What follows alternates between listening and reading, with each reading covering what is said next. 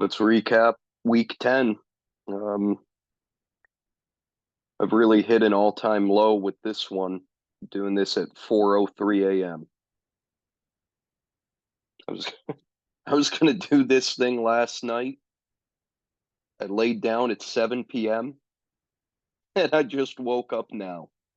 So, well, I didn't just wake up right now, but I woke up like 30 minutes ago.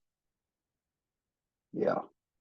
Um, anyway, no one's gonna be on because nobody is uh deranged enough to be awake right now, I would think.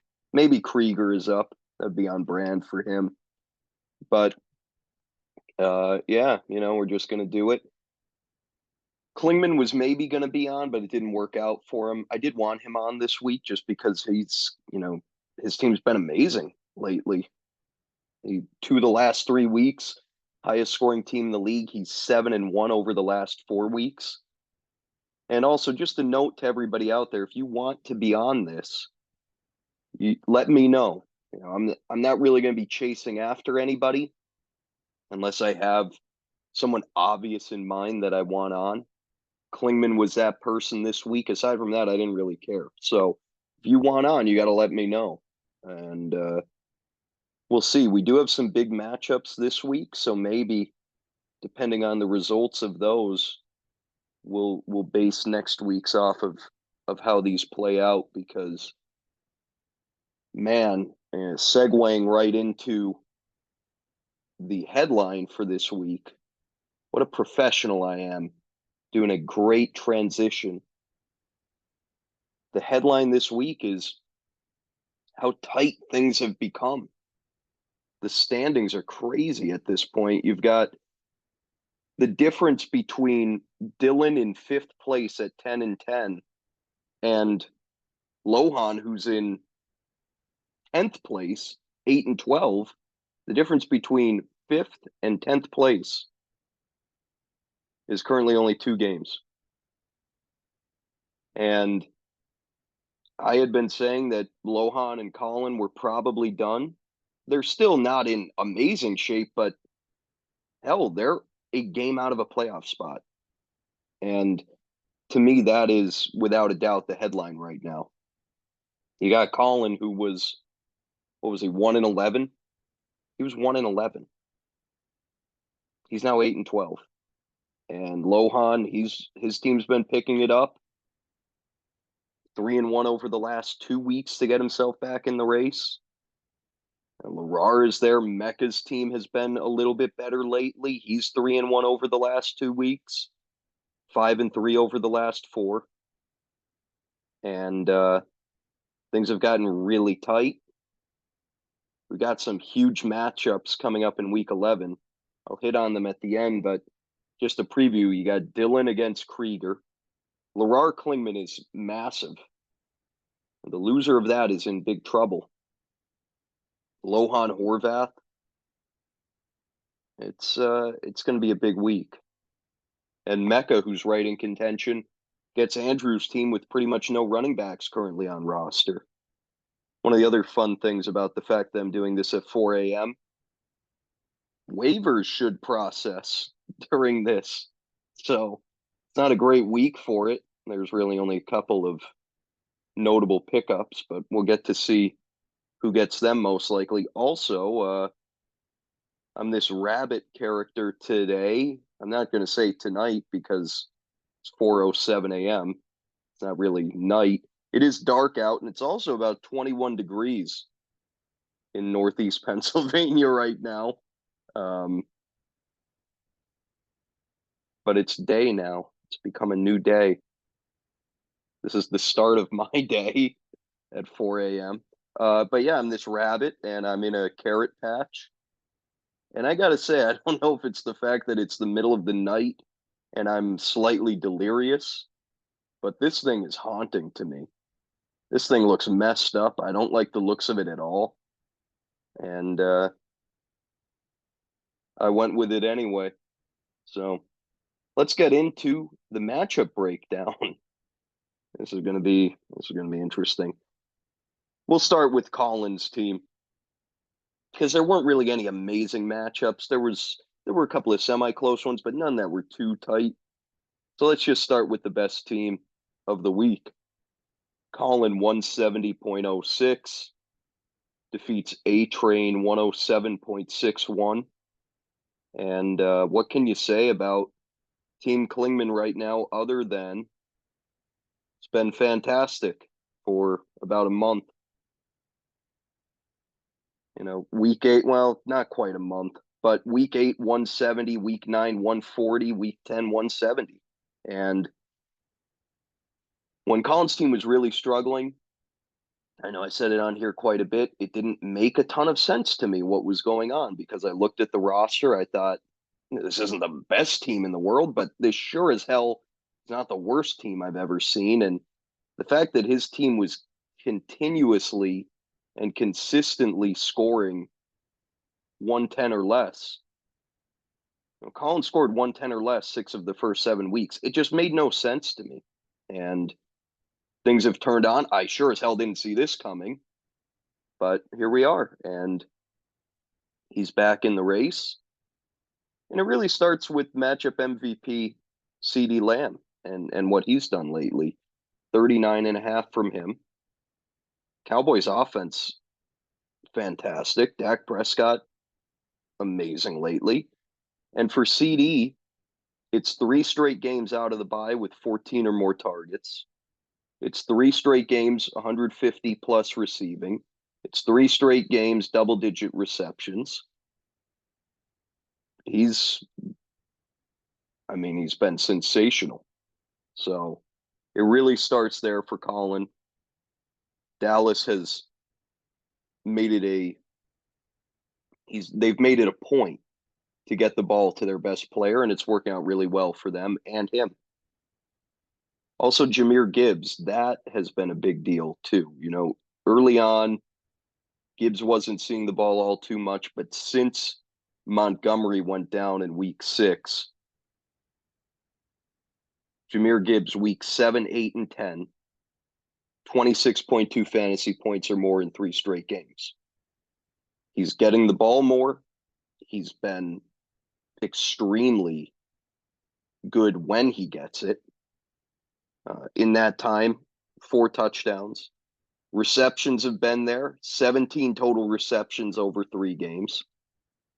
And it's been really good. Jahmyr Gibbs is living up to where he was taken in the draft, both in real life and in fantasy at this point. And Detroit's offense, we know they're great, and they got a nice thing going. Gibbs and Montgomery were both really effective in Sunday's game, and I think there's a world where they can coexist.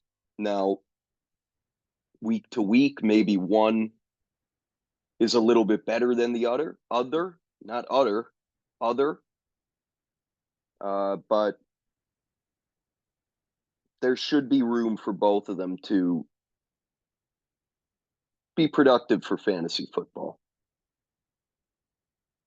So yeah, to me, those are the 2 big things for Colin. You've gotten Lamb and Gibbs really going. Of course, he's gotten good production out of tight end. Been talking about that for a while. Cole Kmet was solid again. And then aside from that, Garrett Wilson, it's amazing in a bad offense with a bad quarterback, he gets the job done. He hasn't had any massive games. Garrett Wilson has yet to hit 20 points, and that is entirely the fault of Zach Wilson. But at least he has a high floor. He's scored at least 13 points in all but 2 games, and he's done that with just 2 touchdowns on the season. And really, it's because of his target share, right? This is 4 straight games, 12 or more targets for Wilson, but that's what they should be doing. Throw it to him every time. He's easily their best player, and Breece Hall is pretty damn good too. He's easily their best receiver, I'll say. He's a very fun player to watch, and he's getting the job done despite having garbage around him. Just a solid wide receiver too. Is he what you drafted at 13th overall? No, he's not. Knew he was never going to be once Rodgers, whatever happened to him. I don't, you know what? If Aaron Rodgers comes back in December, let me just say, I don't buy the torn Achilles. And I know, yeah, you could say, well, looking on replay, his Achilles did it, wound up his calf, right? How is a 40-year-old guy going to come back after 3 months from a torn Achilles? How is that a thing? I don't know what's going on there. I think it's a bunch of garbage. And frankly, I'm sick of hearing about it. Sick of hearing about it all the time. Sick of hearing about experimental treatment and all this shit. But not to go off on that because it's not important. And I don't think he will play. I'll go down on record as saying he does not play this season. Anyway, yeah, he's not the guy you drafted 13th overall, but he's been good. He's been fine. He's been more than fine. That's unfair. He's been good. He's been productive for fantasy in a bad situation. Christian Kirk continues to be solid. He's the wide receiver 19 on the year. Take that. You know, you drafted him 85th overall. And then aside from that, Colin had both. Well, I don't think I put it as best stat. I don't know. God damn me. I didn't. Colin had the best start of the week. Devin Singletary over Jerome Ford. And Colin picks up Singletary, a guy who had not scored in double digits all year. Trusted him, and it worked out. Singletary gets 30 carries, goes for 150 and a touchdown on the ground, 23.1 fantasy points. It's pretty good. Pretty nice to pluck that off free agency on a Friday. Put that in your lineup. Hell of a performance from Singletary. And yeah, that gained Colin about 12 points. Jerome Ford, by the way, I want to just mention he's been pretty solid. He's the running back 21 on the year, solidly consistent. And Colin, at this point, he's got two running backs he could trust in Gibbs and Ford. We'll see about Singletary.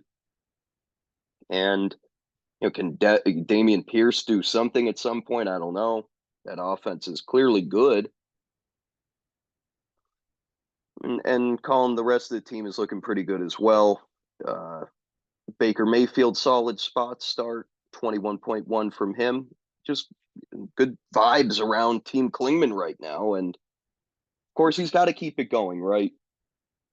So one thing I want to say, my original belief that you'd have to go 15 and 13 or 14 and 14 to get in, that's looking to be inaccurate. And I'm surprised, but right now the 6th seed is a 9 and 11 Sam team. So it might be more 14 and 14, 13 and 15 that gets you in. And Colin, believe it or not, he is knocking on the door of being 4th in points scored. He's behind, it's either Dylan or Sam.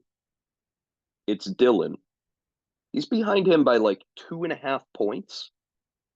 So Colin, this is wild. He may end up with the tiebreaker over everybody for points scored. He may be able to get in at 13 and 15 at this point, which would still mean finishing 5 and 3. So yes, he probably still needs to finish 5 and 3 or 6 and 2 to get in.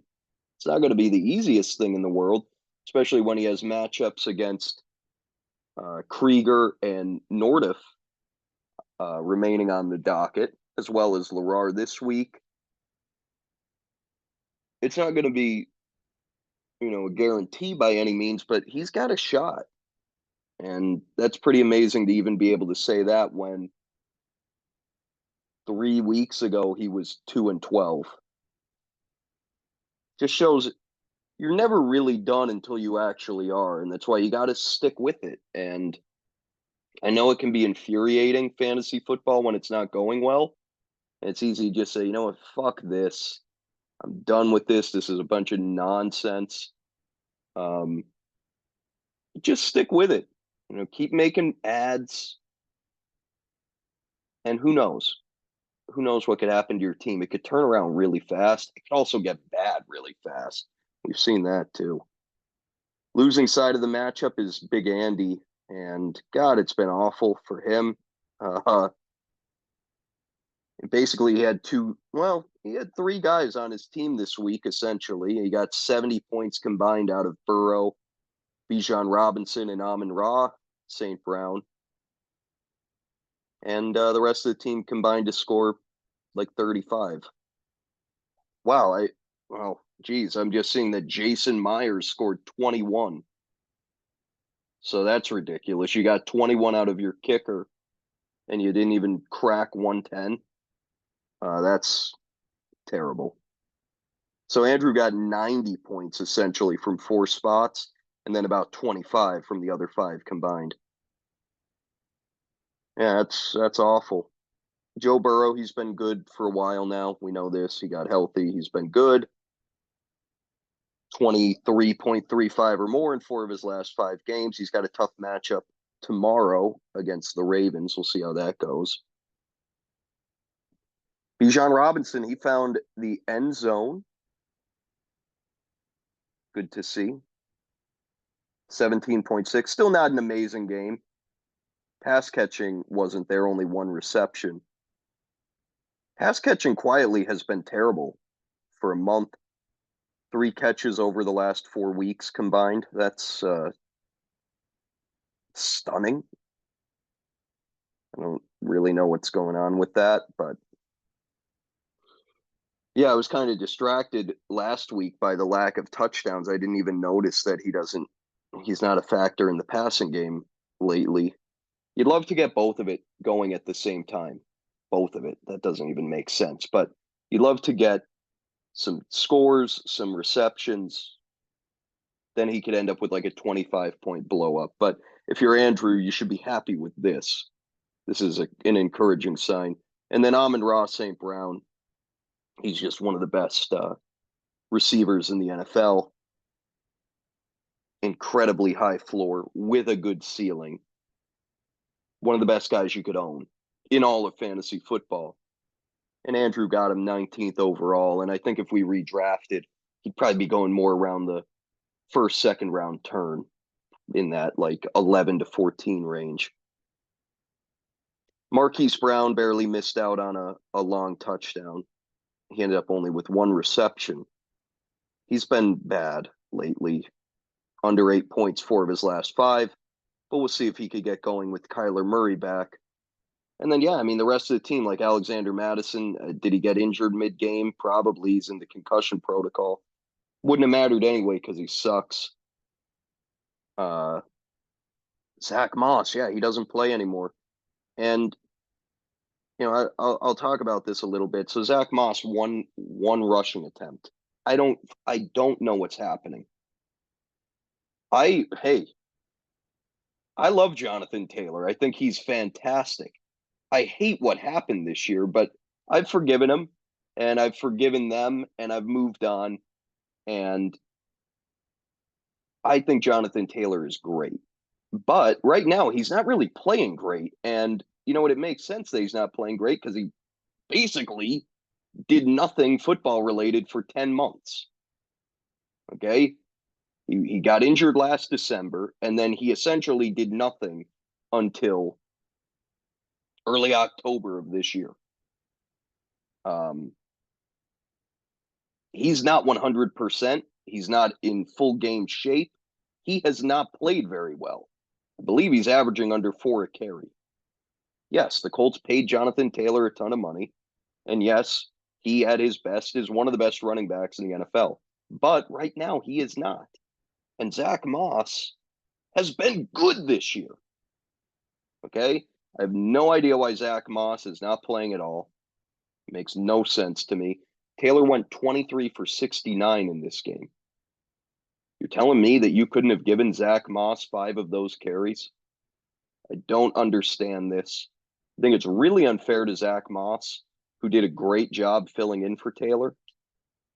And I actually think it sends an awful message to your team. Because essentially what it's saying is, hey, even if you play well, once the star comes back, you're fucked. Sorry. It shows that performance doesn't matter. Names and contracts matter. And I just hate that message. And yeah, I mean, honestly, I think out of the bye week, Taylor down the stretch could be amazing. Wouldn't surprise me. But up to this point, there was no reason for Zach Moss to just be thrown in the trash like this. One carry is ridiculous. I don't blame Andrew for the trade he made. It looks horrible right now. It looks absolutely awful. But he was looking for a running back. He had no running back two because, again, Alexander Mattison sucks. Cam Akers was still healthy at the time. Andrew was desperate for a running back.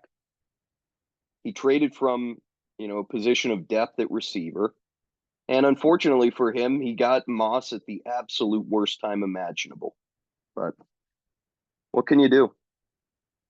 Yeah, I just don't get why I'm not saying that Zach Moss, that it should be 50-50, but there's no reason it can't be like 65-35 or 60-40.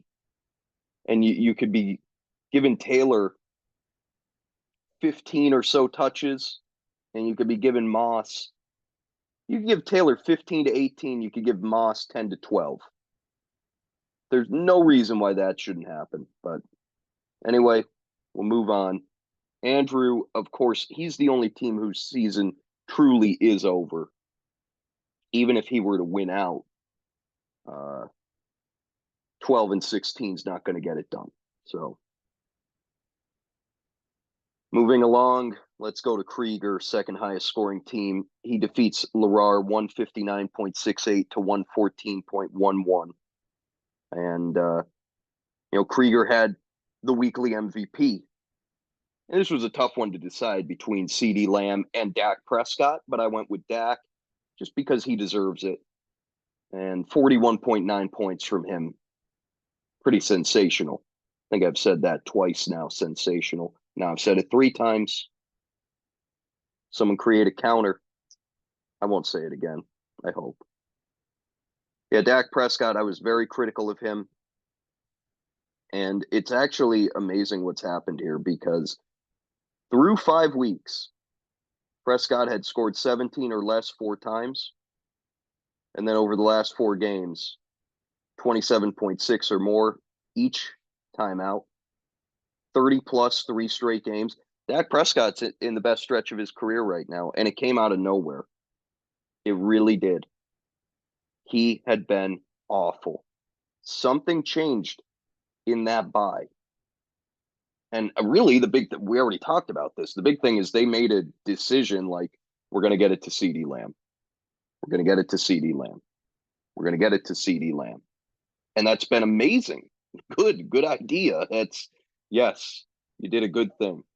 Nice job, Mike McCarthy. Dak Prescott, it's been fucking unreal. I didn't know he had this in him. I really didn't. He has not played at this level in a long time. And good for him. We'll see if it lasts. I still don't trust that it lasts. But ride it while you can. And there are good matchups upcoming. Carolina, awful. Washington, awful. Seattle, they've been vulnerable against the pass. Good matchups on the horizon. Dak might be able to keep this going for another month. Christian McCaffrey, great game. What else is new? And you know what? He didn't even get into the end zone. First time all year he didn't score a touchdown. And he still ended up with 20.2 fantasy points. Olave back-to-back weeks scoring. 21.4 from him. And Olave now, 3 of his last 5 games, 16.6 fantasy points or higher. He's starting to heat up. He does go on bye this week, but he's starting to get going. The other end of that Moss-Cooper trade, Cooper's been good the last 2 weeks, and that's part of why that trade looks awful right now. 15.8 from him. Yeah, I mean, Krieger, you got to say that he did a hell of a job getting out on Zach Moss at the perfect time. Because if he had waited even a week more, and I know Krieger had been trying to trade him for a long time, but if he had waited even a week more, he would have been stuck with Zach Moss for the rest of the year. And instead, he got himself in Amari Cooper, a guy who looks to be a kind of mid to back end wide receiver too. And you got that for something that would be rotting on your bench right now. It's a big deal. Greatly improved this team. George Kittle's been on a roll. That's to me, that's the big thing with Krieger is quarterback and tight end were question marks, but lately they've been he's got an amazing production. 3 of the last 5 games, Kittle's gone 20 or more. Uh, Kittle started 4 of the first 6 points or less each time. And then, yeah, it's 3 straight good games now. So Kittle's gotten going. Now, 4 targets this week. That's not ideal. But he ended up with a big play and a score, and it worked out. See, there's still going to be some ups and downs. And again, just like with Prescott, ride this while you can and be happy about it. Rachaad White's been really good lately. Pass catching is just like sensational right now. Is that even true? It's been good. The pass catching has helped. Really, what it is it's overall just great volume. Week 9, he had 24 touches. Week 10, 22. 3 combined touchdowns in those 2 games. Yeah, White's gone 15.9 or more 4 straight. And at this point, you look at it, that trade that was made between Sam and Krieger, it was Rachaad White and Kittle for Josh Jacobs, worked out pretty good for both sides. And it's hard to say at this point that Krieger hasn't slightly won it. Sam has Laporta. Laporta's been a little bit more down lately. And yeah, I mean, Krieger, you got to say that this is the 2 trades he made really improved his team, really changed things in a big way. And that's why it's been so good lately. That's why he's up to second in the standings, second in points scored on the year, not the week, and the week. Both the week and the year. This is the 3rd straight week that Krieger has scored over 150. That's not easy to do.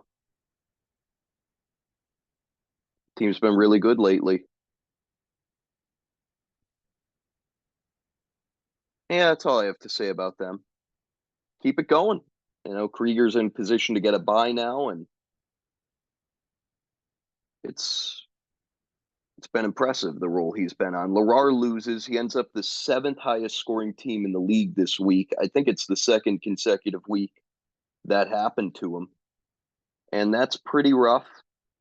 That's the worst spot you could be because you go 0-2 most likely. And Lerrar has gone 0-4 the last 2 weeks, right? Let's see, is that accurate? No. That is inaccurate. He's gone 1-3 the last 2 weeks. Still, it's not good because he's in some trouble now.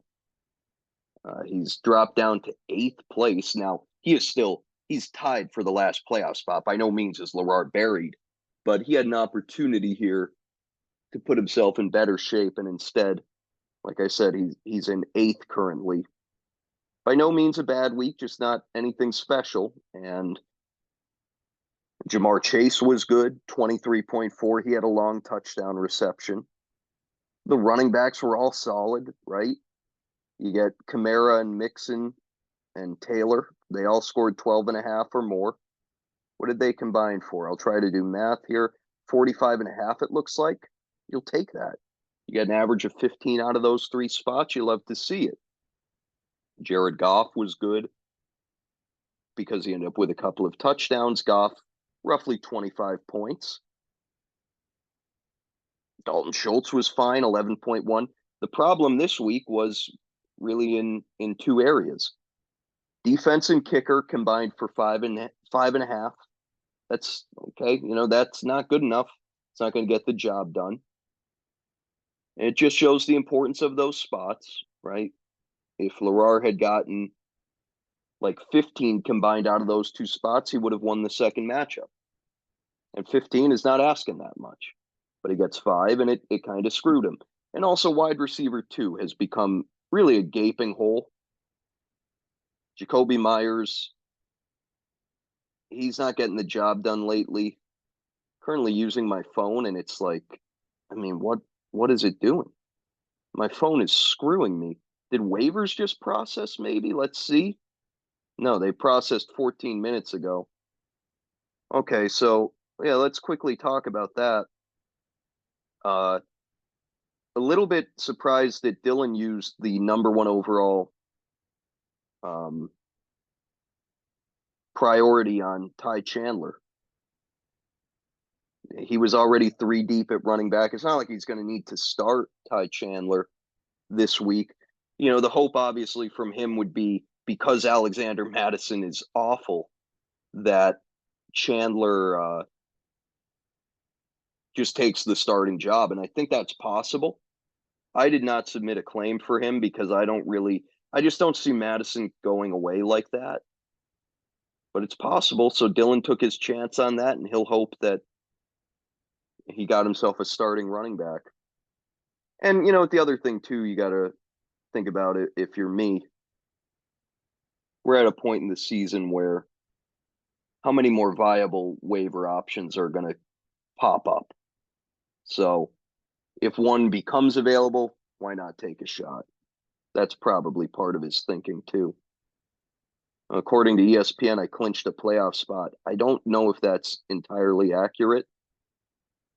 I don't know if anyone saw, but they have that standings glossary now.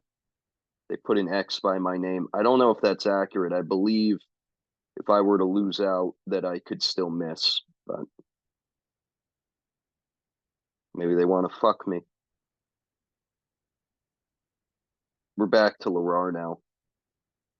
Yeah, Jacoby Myers, when my phone like croaked. He's got 5 receptions over the last 3 games combined. Essentially, since Aiden O'Connell took over, it's just not a thing anymore. There was that he had the last game of Garoppolo mixed in that threesome of games too, but yeah, Myers was great for the first 2 months of the season, and he's been shit of late. And I don't really know what you do if you're Lar because you can't trust him. You can't trust Jerry Jeudy. You can't trust Michael Gallup. So he needs a wide receiver too, pretty badly. And see what he does. But yeah, Lar falls to 9-11 after the 0-2 week. And we move on to another matchup. We'll go to mine. I defeat Mecca 133.45 to 123.4. And let me just say that to me, this might have been the most impressive week of my season. Certainly wasn't the highest scoring, but given the circumstances, to put up 133 was a huge deal. Matchup MVP, Justin Herbert, 31.65. He rebounded from that disaster against the Jets. And Herbert has largely been good for fantasy this year. He's scored 23 or more, 6 out of 9 games. 21 or more, 7 out of 9. He's had 2 horrible performances mixed in, but he's largely been good. And to have been the 6th or 7th quarterback drafted, he's been good value too. I just do worry about him in tough matchups. Their line sucks. They don't have a number 2 receiver currently. Like they basically have Keenan Allen. And like I said, I just worry about him in tough matchups. And we saw what happened against the Jets. He couldn't do anything. Part of it was on him, but part of it is that he just has bad stuff around him. Anyway, yeah, so why I said that about this being maybe my, the best performance of my team's season. No AJ Brown, no Raheem Mostert, Stephon Diggs scores 6.4. If you had told me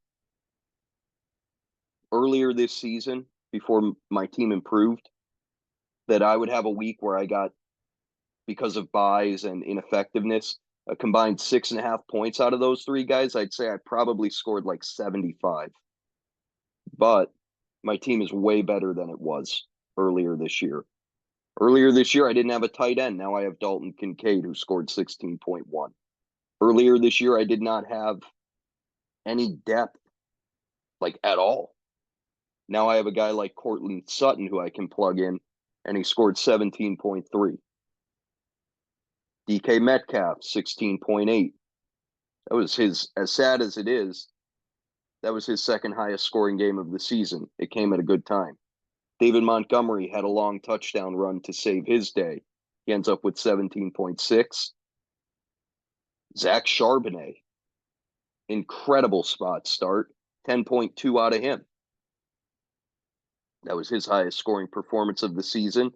And it was only the second time he's topped 5.5 points. So there's some luck in there. But honestly, I thought that Charbonnet could fare well against an awful Washington defense. And given the fact that he's been playing more lately. Yeah, I mean, it was a great team performance. And still, like, Devon Achane was not part of this because he was still injured. Trey McBride, I didn't start because I wanted to see what his connection was like with Murray in his first game back. This was nice to see. The only concern I have with my team at this point is how the running back position will hold up down the stretch. I don't know what's going to happen in the Miami backfield. It's possible that Mostert and Achane kind of cannibalize each other. It's possible that week to week I'll start the wrong one. It's also possible some weeks I'll start both of them. I'll just throw that out there. But that could get messy. And injuries are certainly part of the reality for both of those two. And then Montgomery, I don't know about that either because Gibbs is playing so well. Could it get to a point where Montgomery kind of just gets 15 carries, he goes like 15 for 65, doesn't catch anything. If he doesn't get into the end zone, you're like, well, Jesus, that sucked. He ends up scoring you 6.5. I think that could be part of it with Montgomery, but I do believe in both of those offenses. And I do think that those guys should continue to get scoring opportunities. That's my hope, because without them, it's probably going to be tough. But and what can you do? It's worked out to this point at running back when it really shouldn't have. We'll see. But yeah, I'm in a good spot. I'm not going to lie. I'm in a good spot right now. And it's been a fun season, but I've had fun seasons that have ended in despair. And who knows if that could happen again. Mecca loses here. He had a good week. And it's actually got to be, I got to stop for a second here. I got to get my currently laying in bed. I've never done this laying in bed. But hey, man, it's 4:42. What do you want from me? I have to go get the charger for my computer. So I'm going to do that and give me a minute.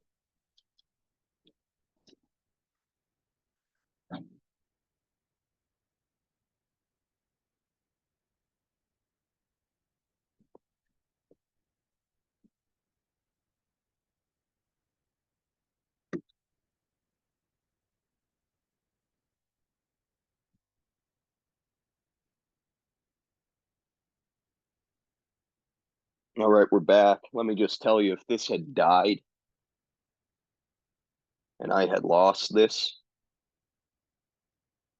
wouldn't have been good. We wouldn't be doing this week. Tell you right now, I would not restart. There would just not be one of these this week. Yeah, Mecca loses with 123.4. He was the sixth highest scoring team this week. You know, It's a little bit annoying. And also, I just want to touch on one final thing with my team. It's not like I got insanity from defense and kicker, too. I got 17.4, which is quality production. But it's not like I had one of those, oh, the defense scored 30. And so that inflated things. No, it was just a normal week. And the depth that I once didn't have and now do have showed up. Showed up when I needed it with guys on bye. Okay, enough about me. Move on, you selfish fuck. Mecca's up. Great performance from Mike Evans. And I wasn't watching it, but I saw later he also dropped a touchdown. So it could have been more. Still Evans 26.3. Lockett got into the end zone 23.2. CJ Stroud, solid game. Now, Geno did outperform him on the bench. It didn't end up mattering because there was only a 5-point difference.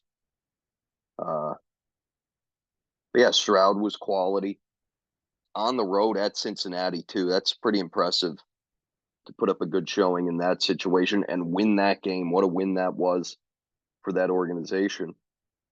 Houston, the season ended right now, they'd be a playoff team. But what let Mecca down were his okay, can I speak? His first 4 picks, right? Henry, Aaron Jones, Devontae Adams, Mark Andrews. What do you get out of those guys? A combined 21 and 33.4. Pretty amazed at my math ability there. I think that's correct. So that's terrible.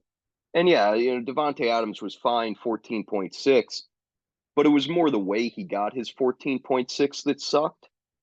He had like 10 at the end of the first quarter. I think he had 10 minutes into the game.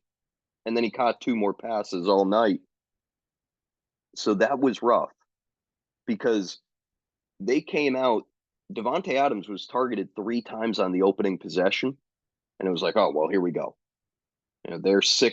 He's sick of not having big games. They've made a decision. We're going to get him the football early and often.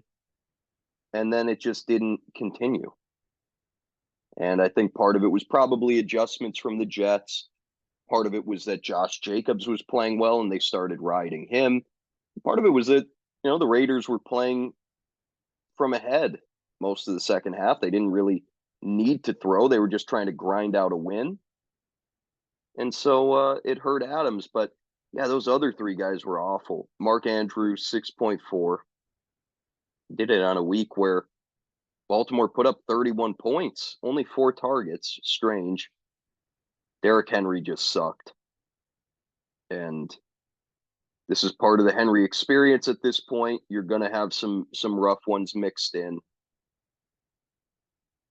It's tough when you don't catch passes and when you're in at this point, bad offense.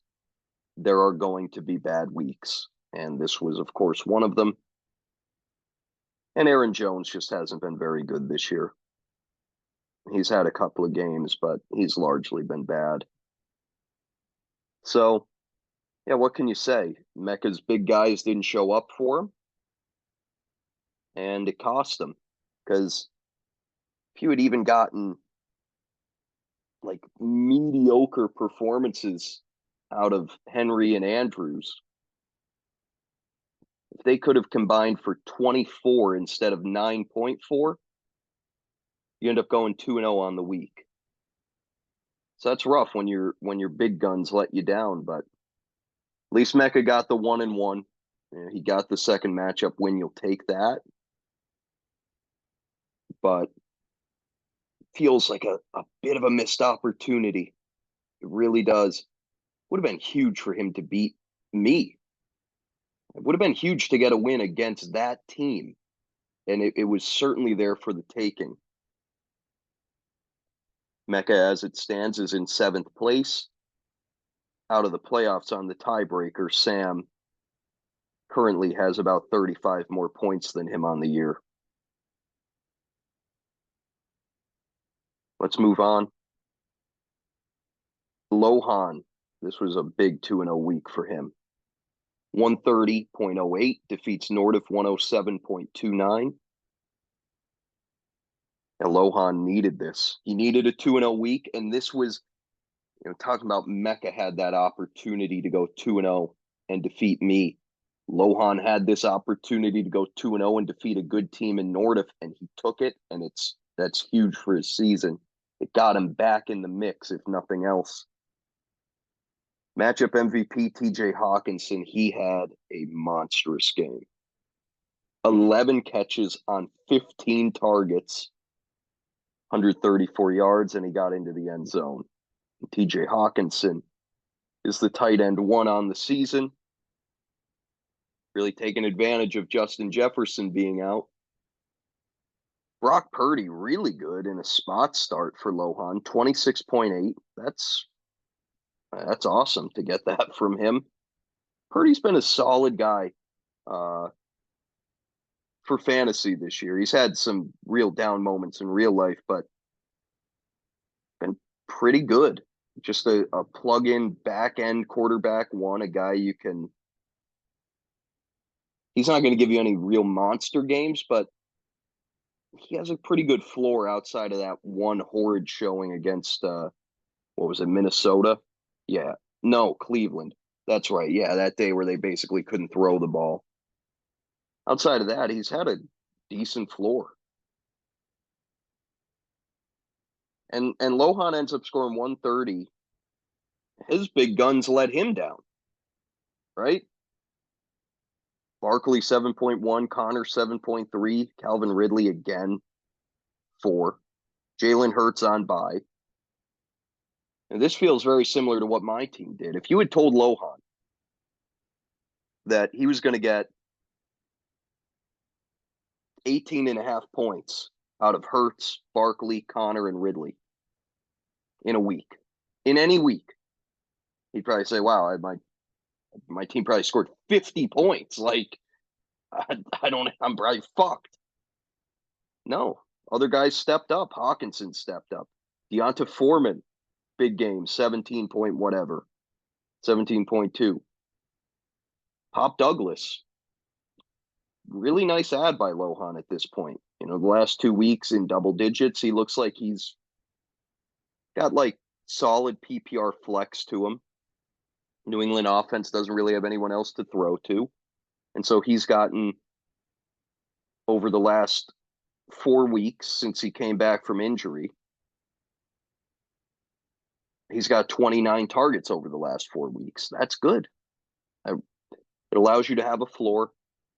Yeah, he's not going to be amazing because he's not the greatest thing ever and he's in a shit offense, but he could give you PPR flex value, and that's valuable. Lohan had a couple of iffy, potentially a mistake not starting Jaylen Warren, but I don't blame him for wanting to get James Conner back in there. Warren did have his best game of the season. He's been really good. He's averaging like 5 a carry. So yeah, all in all, Lohan able to overcome some disappointment from his studs and put up a great week. Get himself back in the race. Again, just like Colin, it's not going to be super easy, and Lohan's point scored situation is not nearly as good as Colin's. So for him, it feels like 14-14 is a must, and that would require a 6-2 finish. But 6-2 is not impossible.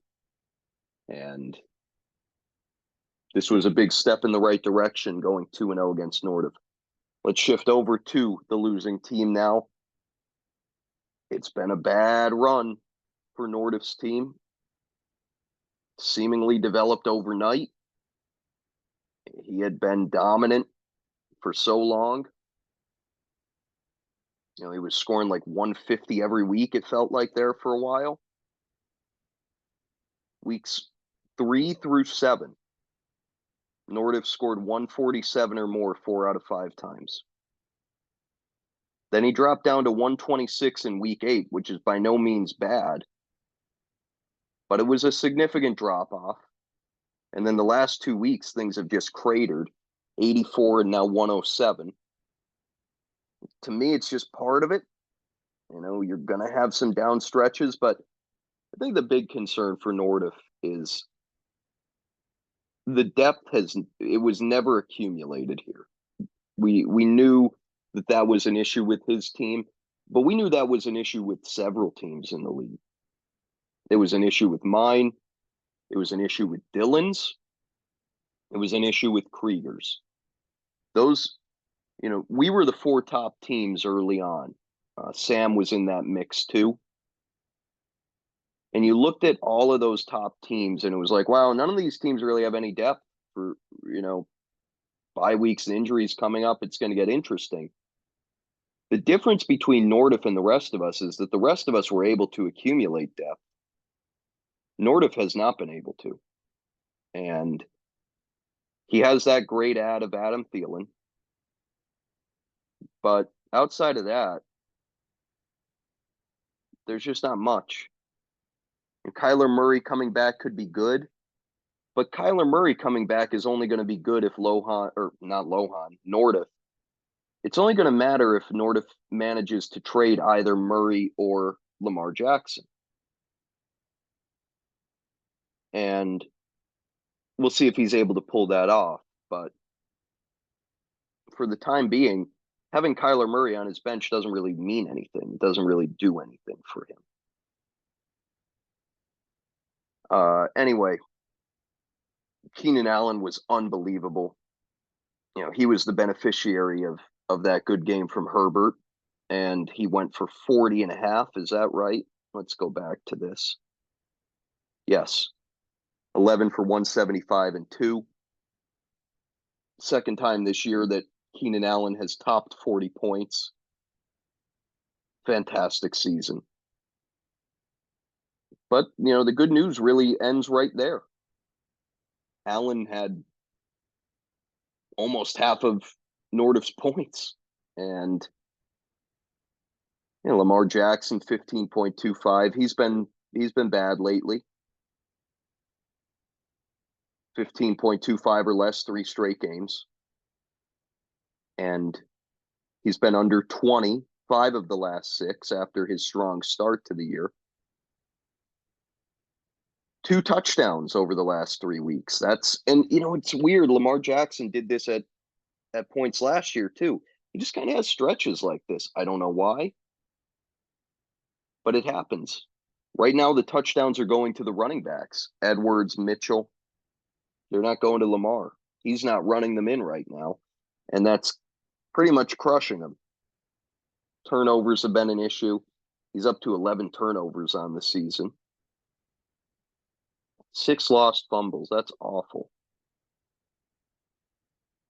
So he's been down lately. ETN finally had a bad game of 6.4. It was the first time since week 2 that he didn't score in double digits. And it was the first time since week 4. It had been a 6-week stretch since the last time that he scored under 20. So this was kind of a stunning, horrible performance. And it was because of game script. He ends up with only 9 carries because they got destroyed by San Francisco.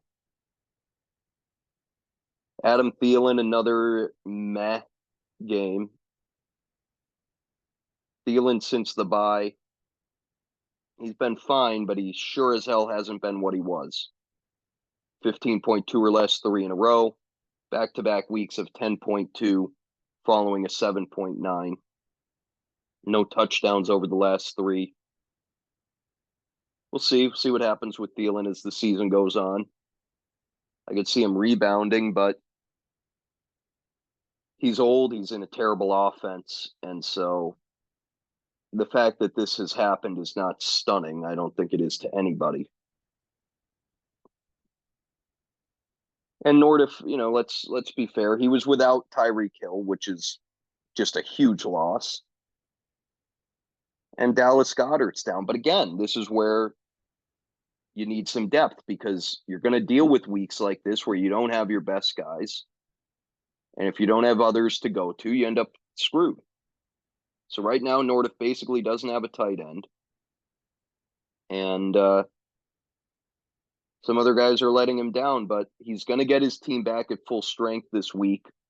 Outside of Goddard, of course, is still out, but you're going to have ETN and Hill and Allen, and you hope for a bounce back game from Lamar. Nordif's team is still good. Don't get me wrong. I still really like this team, and he's shown off an incredibly high ceiling, especially when he has one of those weeks where Allen and Hill combine for 60 plus, and you get maybe 25 from Lamar and 20 from ETN, and before you know it, wow, this team's having a hell of a week. That's going to come back around at some point here, but this down stretch has really hurt Nordif's season. He's now 2 games out of a bye, when for a long time it looked like he had one pretty much locked up. But now he's 1-5 over the last 3 weeks, and he's chasing me and Krieger for a bye. And of course, there's a ton of value in earning one of those. So this is a big week. He's got Sam this week. Really huge matchup for both teams for different reasons. Nordif to try to get back into that bye conversation, and Sam to try to stay in the top 6. Let's move along. We've got 2 more matchups. Dylan defeats Horvath 124.46 to 96.07. Matchup MVP ad of the week, Josh Dobbs, 27.8. 2 fantastic performances for him with the Vikings. He's had a great year. He really has. Quarterback 9 on the season. Damn impressive. Austin Eckler was good, 21.5. He just continues to score touchdowns. It's incredible. Over the last 2 weeks, he's got 3 of them. 4. Yeah, I don't know. I don't know what I just said. Over the last 3 weeks, he has 4 touchdowns. So that's, it's what he does. He gets into the end zone. He always has. Kenneth Walker had a long receiving touchdown. Ended up with 19.7.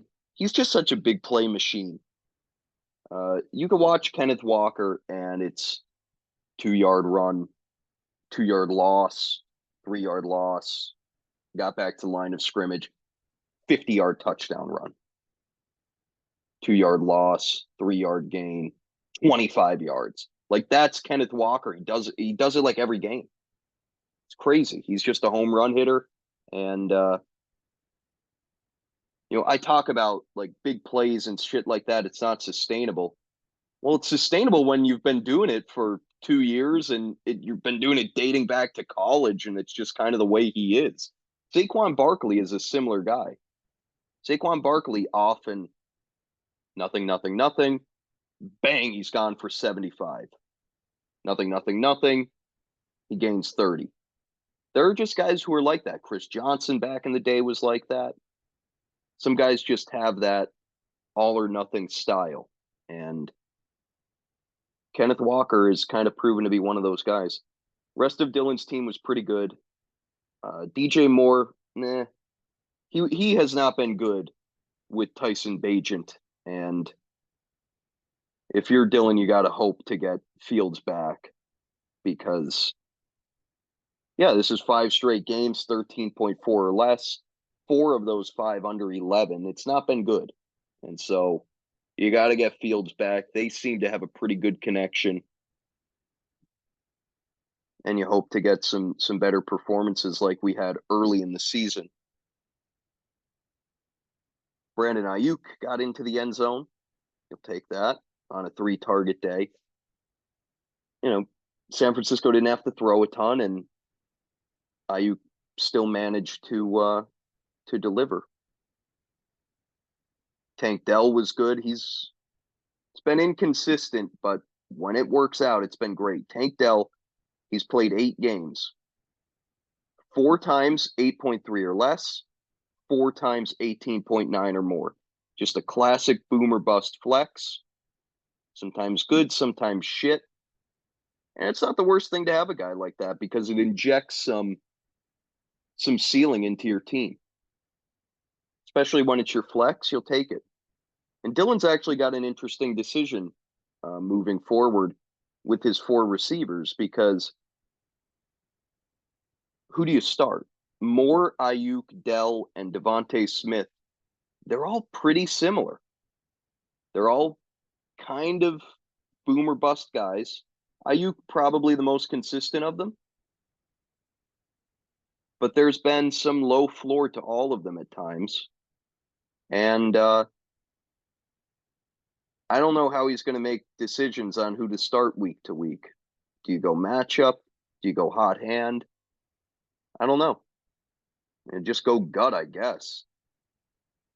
But I'm sure there are going to be some great calls and probably some real mistakes down the stretch. Evan Ingram had a bad game.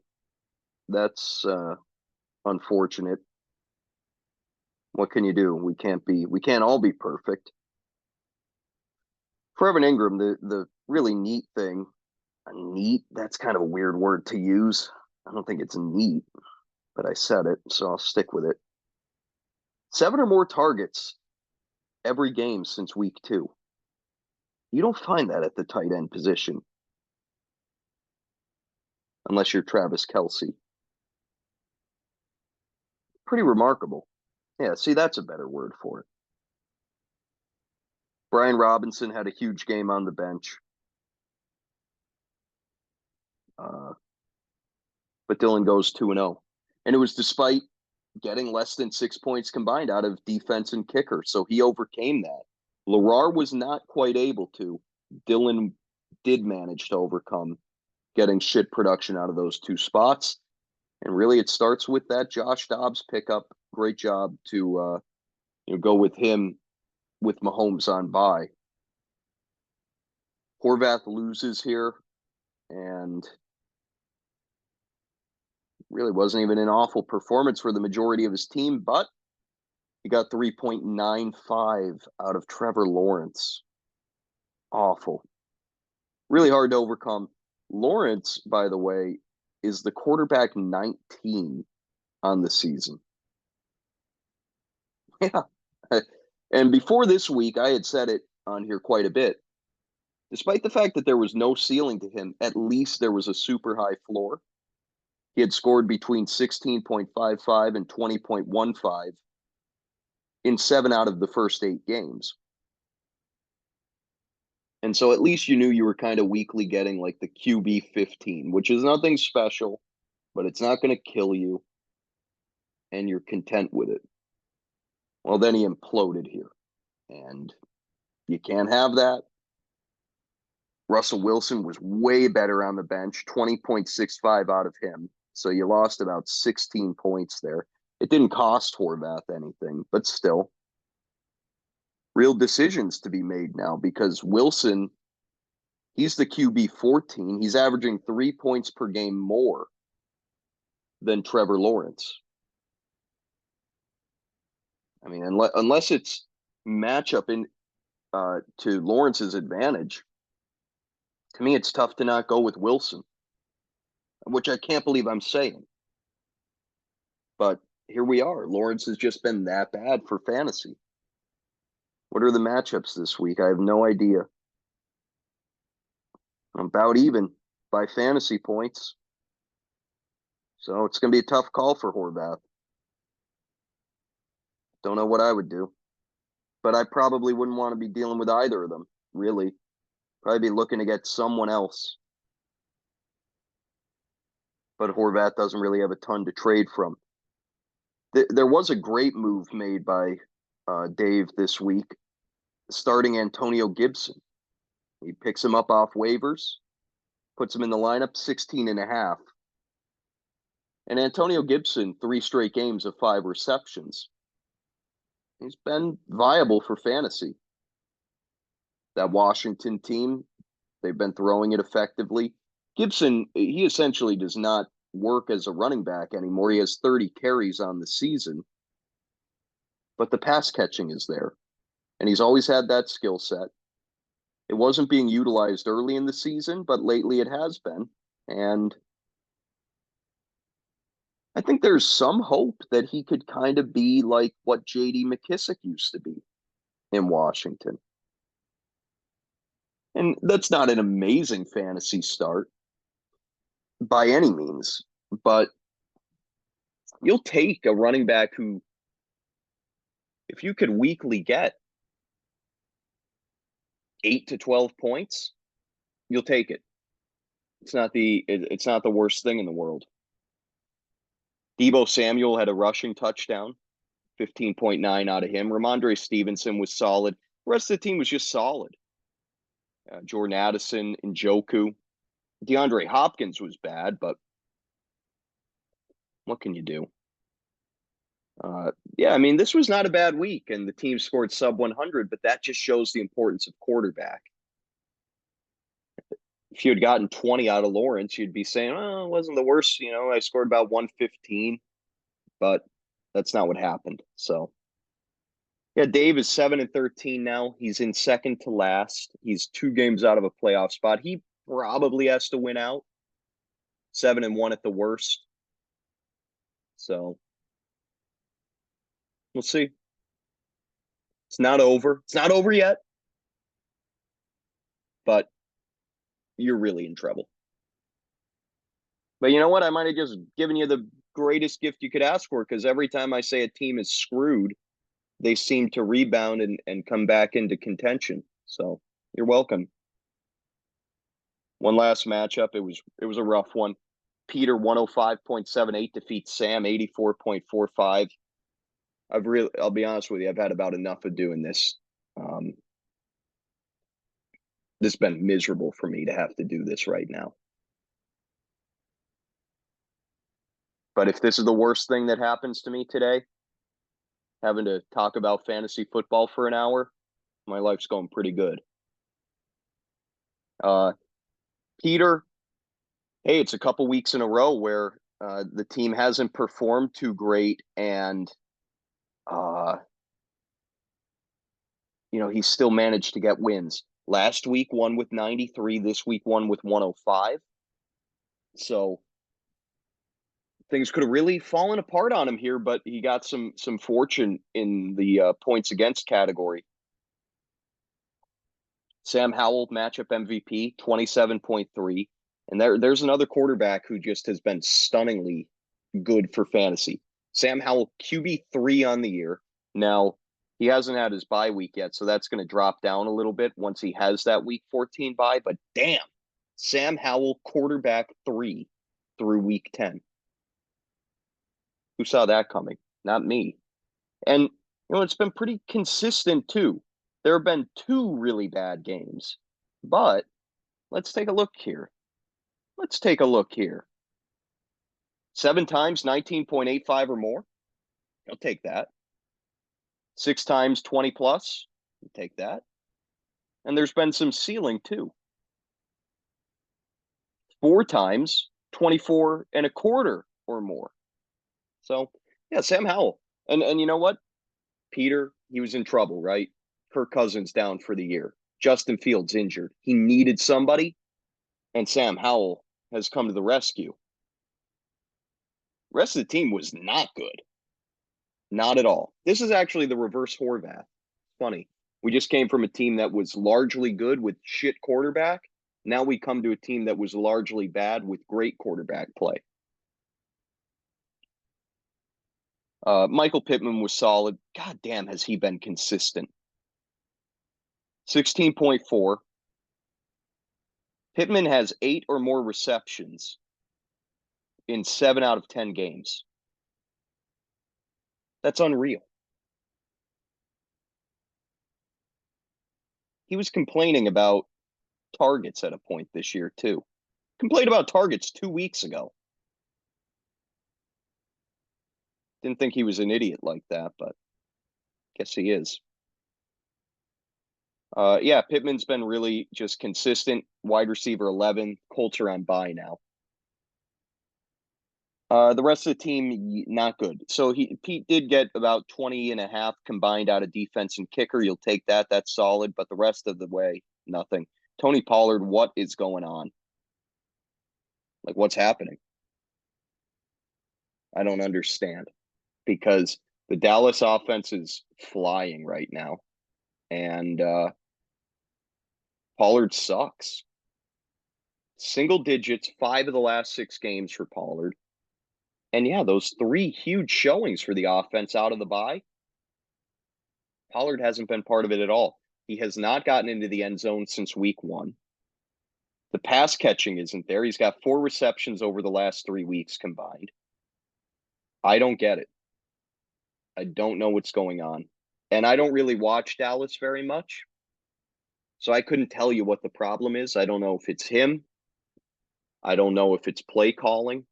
I don't know if it's bad luck. I don't know what's going on. All I know is that Pollard at this point is, I mean, he's right up there for bust of the year. He's right there with those other guys like Devontae Adams and Bijan Robinson. And it's crazy. I mean, I didn't see this coming. I thought the only risk with Pollard was a smaller guy like him could break down with a full workload. But instead he just hasn't gotten a full workload.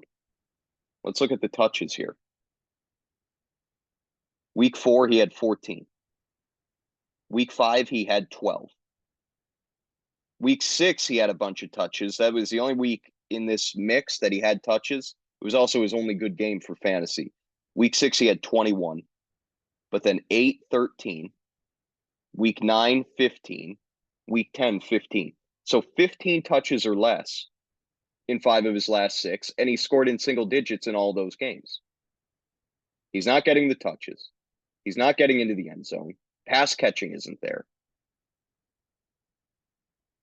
It's crazy. Simply put, it's shocking. Now, he has the ultimate matchup this week. They are at Carolina. If he cannot do something against Carolina this week, then it is time to just, hit all sorts of panic alarms. If you haven't already hit them, that would be the ultimate concern. I'd imagine he bounces back, but he didn't do much against the Giants this week, so I don't know. We'll see. In a week's time, we'll have some more answers on Pollard, but right now, it is horrid. Breece Hall, such a shame. He's kind of being wasted by that offense. Yeah, he's got 4 games of 15.7 or more, but he's also got 5 games, 10.5 or less. So more often than not, Breece Hall has not been good for fantasy this year. And again, it's the Jets offense. It's their fault. Just simply put. Terry McLaurin had a down game. Despite the big showing from Howell, he went to other guys. Gus Edwards got into the end zone again. He scores every week now, but he doesn't get enough touches. So that finally caught up with him. And he didn't have a good fantasy game. But yeah, Gus Edwards, what's he at now? 4, 6, 7 touchdowns over the last 4 weeks. That's wild. That's why Lamar Jackson has sucked. So yeah, Peter, he scraped his way to a 1-1 week. He benefited from facing a team that didn't perform very well, and that was Sam, 84.45. Highest scoring player on the team was Javonte Williams. And let's start with the positive there, because Javonte, he's looked good his last 2 times out. He's combined for about 40 in those 2 games, and the volume is off the charts. 30 touches in week 8, 25 in week 10. 55 touches over the last 2 games for Javonte. He's back to full health, and he's become the focal point of that offense. Sam's got to feel good about him down the stretch. Josh Jacobs was okay. He fumbled, and that kind of ruined his night. But again, 29 touches a week after getting 26. Those 2 running backs, volume is insane right now. Josh Allen was not good. He had 3 turnovers.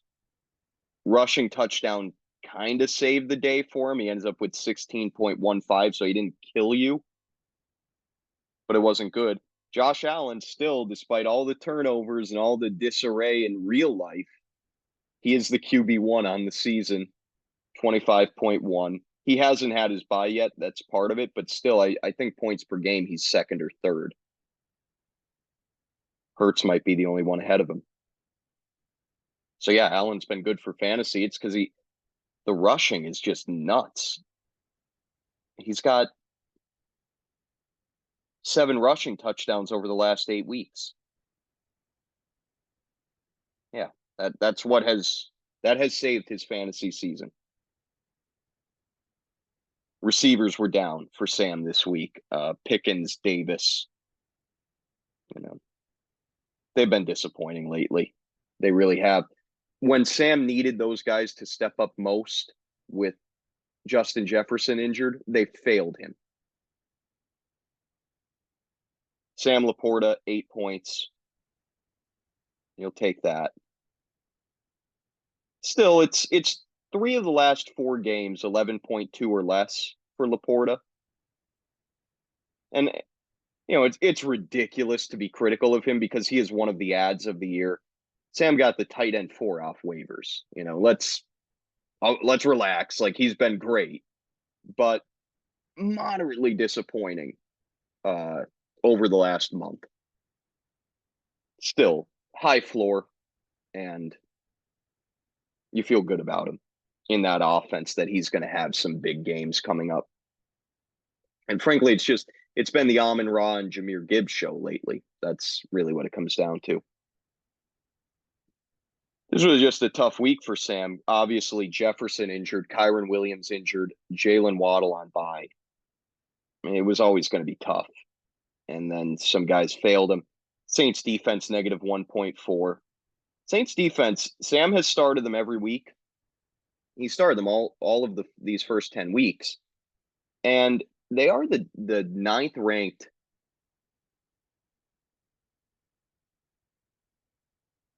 Oh, no. Oh, yes. Now I'm back. Oh, shit. Am I back now? I think I am. I may have cut out there. This is a shit show at this point. 5:21 a.m. What am I doing? What are you doing with your life? So yeah, what I was saying was Sam has started the Saints defense each of the first 10 weeks, and they are the 9th ranked DST on the year. But I would imagine there's some disappointment because 5 of those 10 weeks, New Orleans defense special teams has scored under 6 points. 4 of the 10 weeks, so 40% of the time, Sam's getting under 3.5 out of them. They had a huge showing against New England in week 5. They scored about 25. That has inflated their numbers. But yeah, the Saints defense, they've had all these cake matchups. They didn't really take advantage of it. Now they go on bye. But yeah, that negative 1.4 out of your DST on a week where you needed them kind of sucks. Regardless, Sam was able to navigate the big picture here. He navigated through the injuries to Williams and Jefferson. He stayed afloat. Was it pretty at all times? Hell no. There were a couple of sub 100 point weeks. There were some losses. There were some unlucky losses running into, juggernauts. But the point is that through all of it, Sam is still in 6th place. He still controls his path to the playoffs. He's getting Jefferson and Williams back this week, most likely. Or no, Williams has to sit out 1 more week. I'm sorry. He's getting Jefferson back this week, most likely. Williams back next week, most likely. And Sam's got a chance. Now, tough schedule down the stretch. He's got Nordiff, Dylan, and me still to go. but this team is in the mix, and this is a scary team at full strength. So we'll see what happens over the last few weeks. It's just going to be very fun to watch to me to see what happens for those last few playoff spots. Power rankings.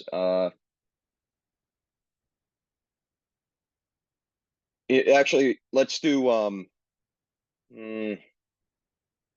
fuck it, we'll do the power rankings. I jumped from 2 to 1 at this point. I had to do it. The formula. Eat your heart out, Big Andrew. Fuck you. I'm number 1.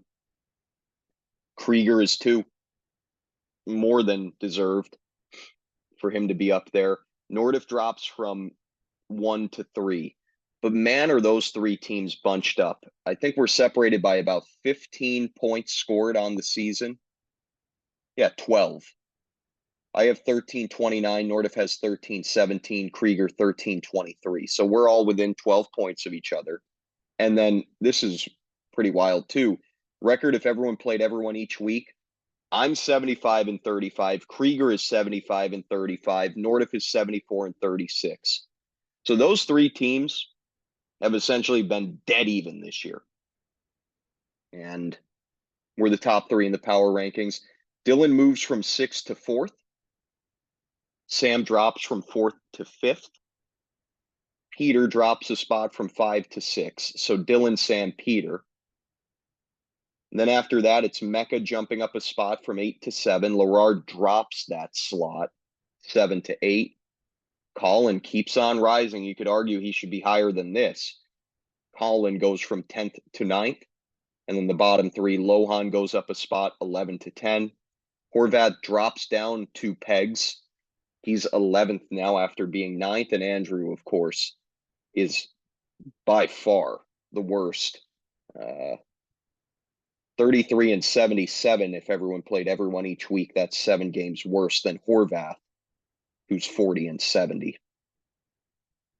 Current playoff picture, I sent it to everybody, but the 2 buys right now, myself and Krieger, the 2 Jacob Samuels would have the buys if the season ended today, but it doesn't. 3 versus 6 matchup, Nordiff against Sam. 4-5 is Peter Dillon. And then in the loser side of things, Mecca against Lohan in the 7-10. 8-9 is Lerar Colin. And then the 2 buys over on that side of the bracket, Horvath and Andrew. Week 11 upcoming. This is the final week of the non-divisional matchups. And man, do we have some good ones. I'm facing off against Peter. That's a huge matchup for Peter. Nordiff Sam is big for both teams. Already talked about that. More important for Sam, of course. But if you're Nordiff, you want to stop that slide. Mecca's got a golden opportunity against a limited Andrew team. I'd call that a must-win for Mecca, just given the situation. Dylan Krieger, that's an interesting one too. Krieger wants to keep his bye. Dylan wants to keep his playoff spot. 2 very good teams going at it there. Lerar Colin is my favorite matchup of the week. Both of these teams are good. Now, the problem for Lerar is there are some bye week issues. Kamara and Jonathan Taylor are both on bye. And I haven't looked at buys for anyone else, but that stuck out to me. Well, I looked at them for Andrew, of course. But it stuck out to me that Lerar in a crucial matchup is going to be without his top 2 running backs. And so he needs somebody to step up. We'll see. See what happens there. But Colin, really good opportunity. He's going to be the favorite in that matchup. And if he could get a win there, if he could go 2-0 again, things get really interesting. And then finally, Lohan against Horvath. I like that one too. Loser, that probably is done. If it's Horvath, if he loses that, he's absolutely done. But even, if Lohan were to lose, that would really hurt. And instead, The winner of that on the other side of it, they're in okay shape. So yeah, this should be a fun week. Okay. This, you know, this wasn't my best effort. Let's be honest. We know this, but I got it out. I got it done. Now I get to, I'll tell you, the process, even after I'm done doing this, the process of like, it takes like an hour for this thing to convert into a file and then you got to upload it. Again, I refuse to be that asshole who complains about doing this because this is fun doing this. I enjoy, there's a reason I do it every week. I enjoy doing it. I'm just I'm being an asshole because it's 5:30 in the morning and I'm not even tired. I'm really not because I slept 9 hours. I slept from like 7 p.m. to 3:30 in the morning. I am such a fucked up human being. I really am. Uh, okay, you know, gonna wrap it up here at 5:30, and I'll have this out to you in like an hour and 15 minutes, and then it'll be time to start the day. Okay, take care. Have a great